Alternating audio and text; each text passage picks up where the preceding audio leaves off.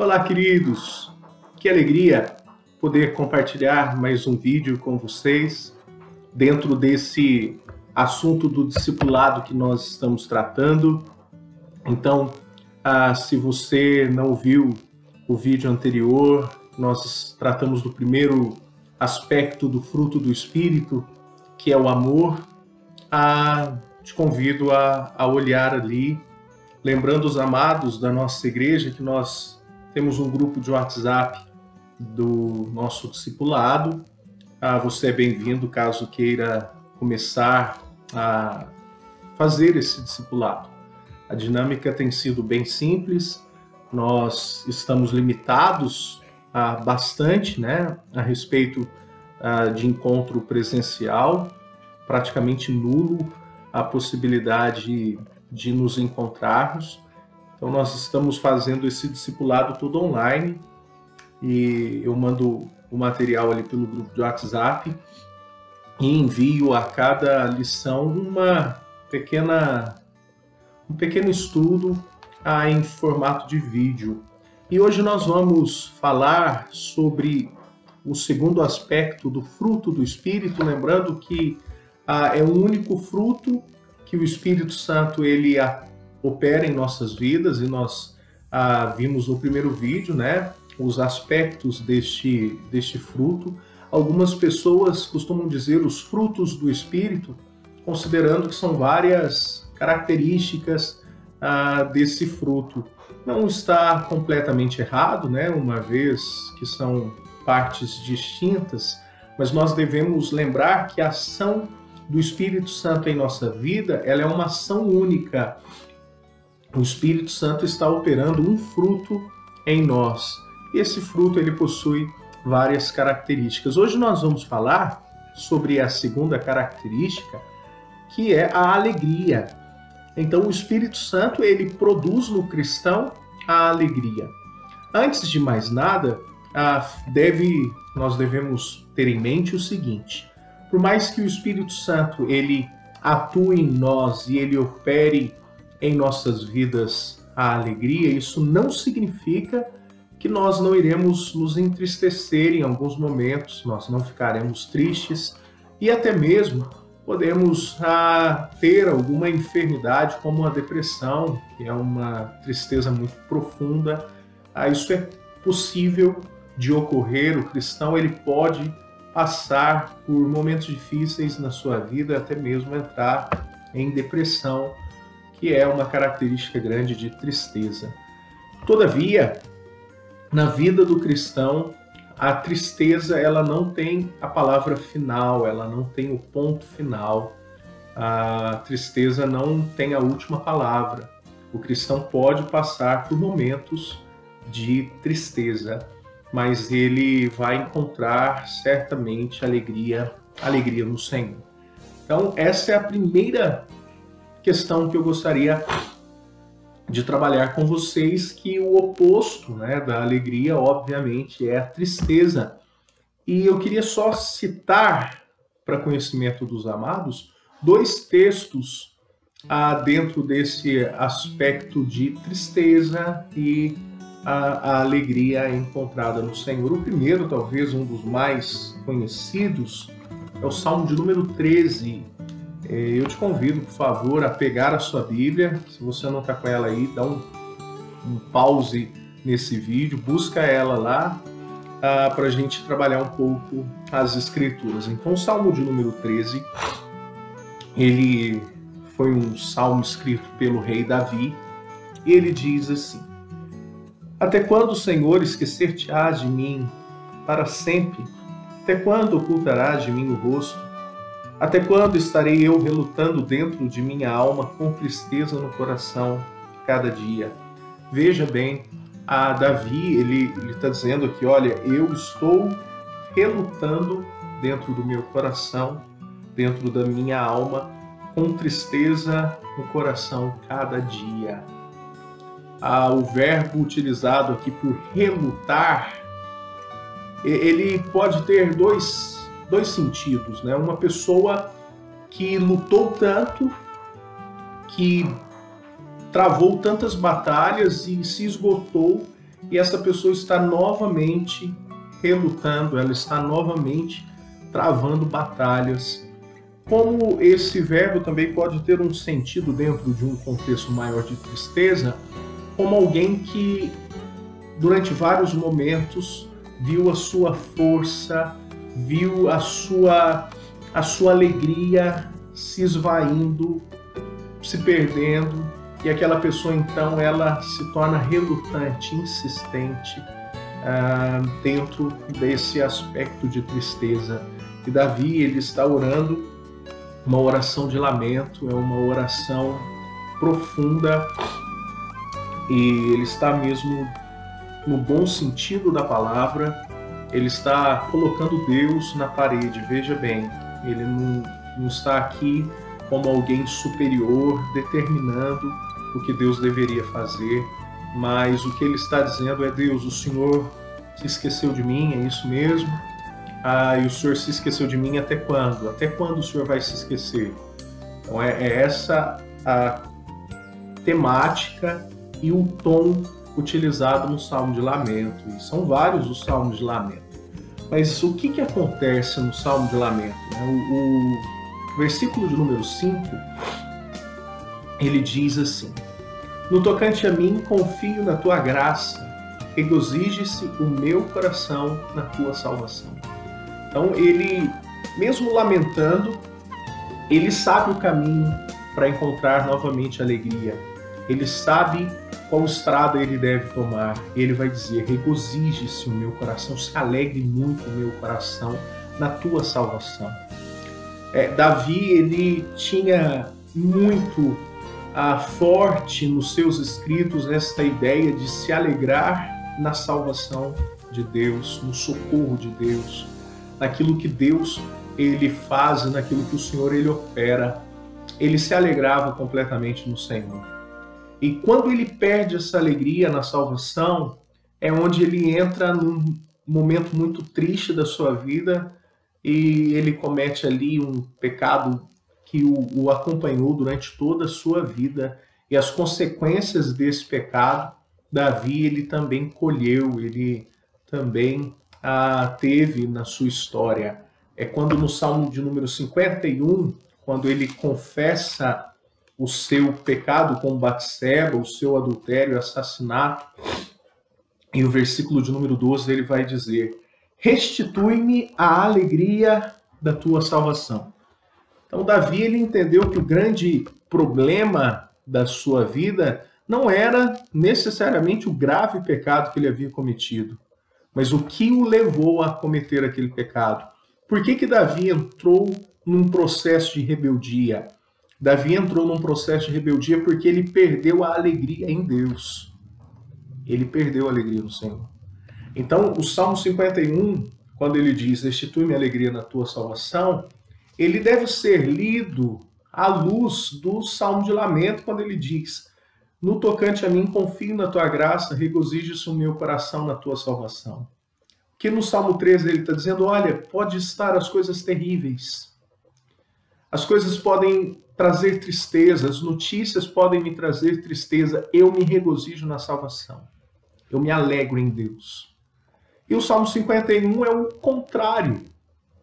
Ele está dizendo: não basta tudo estar mal, eu perdi a alegria em Deus, eu perdi o prazer na salvação, por isso restitui-me a alegria da tua salvação. Ele não está pedindo para Deus manter o seu trono, para Deus manter a sua vida, para Deus abençoar os seus filhos. Não, o que ele está dizendo: Deus, restitui-me a alegria da tua salvação. Porque se isso estiver bem, tudo na minha vida, tudo estará bem. É o que Abacuque, que é o segundo texto que eu queria apresentar para os irmãos, é o que Abacuque ele vai nos dizer. Então eu te convido a abrir comigo em Abacuque. Se você tem dificuldade em encontrar Abacuque, talvez as referências aqui não te ajudem muito. Ele está depois de Naum e antes de Sofonias. São dois profetas também, não muito conhecidos, infelizmente, mas você tem um tempo suficiente aí para encontrar o livro de Abacuque e abrir comigo no capítulo de número 3, versículo de número 17, quando ele diz assim: ainda que a figueira não floresça, nem haja fruto na vide, o produto da oliveira minta, e os campos não produzam mantimento, as ovelhas sejam arrebatadas do aprisco, e nos currais não haja gado. Todavia eu me alegro no Senhor, exulto no Deus da minha salvação. Esse texto, ele tem uma característica que às vezes os irmãos não percebem, que é a seguinte: a gente precisa escolher qual era a expectativa de Abacuque, qual era a percepção dele. A maioria das pessoas faz a leitura do versículo de número 17 sob uma ótica otimista, ou seja, Abacuque ele está dizendo assim: ainda que a figueira não floresça, não haja fruto da vide e o produto da oliveira minta. Para muitos, Abacuque ele está dizendo: olha, ainda que aconteça, mas não vai acontecer. Isso não vai ocorrer, tá bom? É só uma suposição de ainda que a figueira não floresça. Essa é a interpretação mais comum que as pessoas fazem, até quando elas vão aplicar para a sua própria vida. Na verdade, as pessoas estão dizendo: olha, ainda que a figueira não floresça, mas ela vai florescer. Ainda não, mas vai melhorar. Entendeu? Todavia, amados, os profetas, eles tinham uma característica muito especial, que era a de olhar o cenário que eles estavam vivendo, e a partir desse olhar crítico do cenário, eles recebiam uma projeção futura de Deus. Para muitos isso era algo extraordinário, né? Como se fosse uma visão, Deus aponta para eles, como foi o caso de Daniel e tantos outros. Mas pode ser também entendido que esses homens, eles eram críticos da sociedade, eles eram críticos do governo que eles sob o qual eles viviam, eles eram críticos de política, eles tinham um conhecimento profundo da lei de Israel, daquilo que Deus queria, e uma comunhão muito íntima com o Senhor. Então eles olhavam e diziam: olha, isso não vai dar certo. Vocês estão vivendo em idolatria, e Deus já disse que se viverem em idolatria, as coisas não vão dar, não vão correr da maneira como nós esperamos. Então, na minha interpretação, Abacuque ele não tem uma visão otimista, pelo contrário, ele está dizendo: olha, não vai, a figueira não vai florescer. Os tempos não serão bons. Mas mesmo que isso ocorra, ainda que isso ocorra, eu vou me alegrar no Senhor. Amados, os nossos dias, né, esse vídeo está sendo gravado no dia 15 de maio de 2020, os nossos dias não têm sido bons. E certamente os próximos dias também não serão. Certamente os próximos meses serão difíceis. Isso não significa que somos pessimistas, isso significa que somos realistas, que nós estamos olhando à luz daquilo que estamos vivendo. Todavia, algo nos une a Abacuque. É o que faremos diante disso. Como iremos nos comportar? Nós iremos nos alegrar no Senhor. Veja bem, é o que ele está dizendo. Olha, vai dar tudo errado. As coisas vão piorar, mas eu me alegro no Senhor.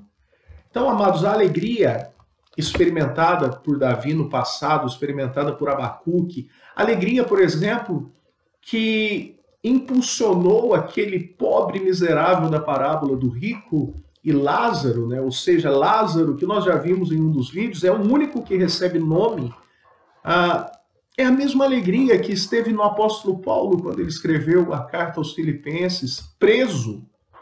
E ele disse: eu me alegro em Deus, alegrai-vos no Senhor. Eu aprendi a viver contente em toda e qualquer situação. Então, amados, o fruto do Espírito, uma das características é a alegria. E essa alegria, ela é presente sempre em Deus. E eu quero concluir esse vídeo lembrando alguns textos que o Senhor Jesus ele tratou sobre alegria. E eu vou ler 2 no Novo Testamento, né? Nós lemos 2 no Antigo e agora 2 do Novo. O primeiro é o de João 15, que eu acho fundamental para a nossa compreensão. João, capítulo de número 15, versículo 11, declara assim: tenho-vos dito estas coisas para que o meu gozo, a minha alegria esteja em vós, e o vosso gozo seja completo. Que Jesus está dizendo, olha, eu estou falando estas coisas, que coisas? Aquilo que ele havia dito em João 14, João 15, naquele momento da ceia. E ele vai dizer, olha, eu estou falando isso para vocês, para que a alegria de vocês seja completa e para que a minha alegria esteja também em vocês. Lembrando que o verbo esteja é muito comum no capítulo 15 de João, que ele está falando sobre a videira e os ramos. Ele declara, eu sou a videira, o meu pai é o agricultor. E todo ramo que estando em mim não der fruto, ele corta, não der fruto, ele corta. Então nós estamos ligados em Cristo, porque o Pai nos plantou em Cristo. Logo, a alegria de Cristo, ela é operada em nós por meio do Espírito Santo. Então essa é uma promessa que o nosso Deus nos deu, que ele nos fez. E o segundo texto é o texto que vocês meditaram durante a semana, de Lucas capítulo 24. Eu queria só mencionar aqui um aspecto desse texto que fala sobre a alegria. Lucas capítulo de número 24, a palavra do Senhor diz assim no versículo 41, e por não acreditarem eles ainda por causa da alegria, e estando admirados, Jesus lhes disse, tendes aqui alguma coisa que comer? Amados, os discípulos, quando eles viram Jesus ressurreto, eles ficaram admirados e muito alegres, porque a ressurreição de Cristo é a nossa grande alegria e a nossa esperança de um tempo melhor, de uma alegria eterna. Amados, o Espírito Santo, ele tem operado em nós, ele tem atuado em nossas vidas.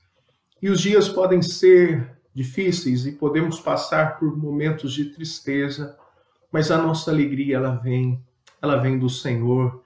A alegria do Senhor é a nossa força, como o profeta no passado, ele declarou.